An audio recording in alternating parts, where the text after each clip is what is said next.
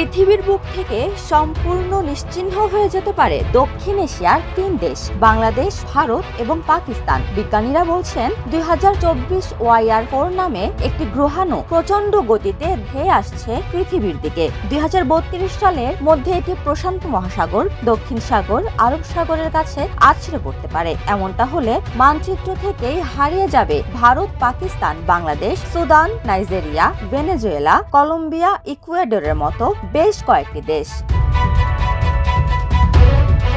পৃথিবী মহাকাশের অসীমে অবস্থিত ছোট একটি গ্রহ, যেখানে এটি ছাড়াও রয়েছে অগণিত গ্রহ ও উপগ্রহের উপস্থিতি। তবে এসব ছাড়াও মহাকাশের অসীমে ঘোরাফেরা করছে অসংখ্য গ্রহাণু, যা প্রায় সময় পৃথিবীর মতো অন্য সব গ্রহ উপগ্রহের জন্য হুমকির কারণ হয়ে দাঁড়ায়। গ্রহাণু সাধারণত সৌরজগতের অভ্যন্তরে প্রদক্ষিণ করে থাকে। এগুলো পাথরের, ধাতব বা বরফের হয়ে থাকে, তবে এদের কোনো বায়ুমণ্ডল থাকে না। এর আকারও খুব বড় নয়, তবে এটি পৃথিবীর বায়ুমণ্ডলের সংস্পর্শে এলে বিস্ফোরণ ঘটতে পারে, কারণ এই গ্রহাণুতে 500টি পরমাণু বোমার চেয়ে বেশি জ্বালানি জমাট বাঁধা অবস্থায় রয়েছে।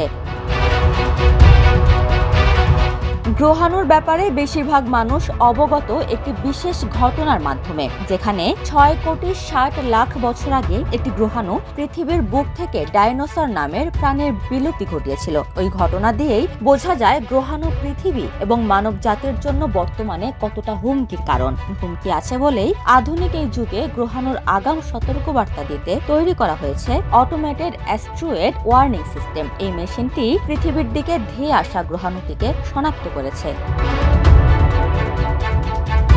এপির খবরে বলা হয়, চিলির এক দল বিজ্ঞানী গত ডিসেম্বরে 2024 YR4 শনাক্ত করেন। এর প্রস্থ 40 থেকে 90 মিটার। পরে ওয়েব টেলিস্কোপ ব্যবহারে যুক্তরাষ্ট্রের বিজ্ঞানীরা আরও তথ্য সরবরাহ করেন। শুরুর দিকে সবাই আশঙ্কা করেছিলেন এটি পৃথিবীতে আঘাত হানার আশঙ্কা 1%। তবে গত বৃহস্পতিবার এই পূর্বাভাস 2.3% বাড়িয়ে দেয় হইচই পড়ে গেছে গোটা বিশ্বে।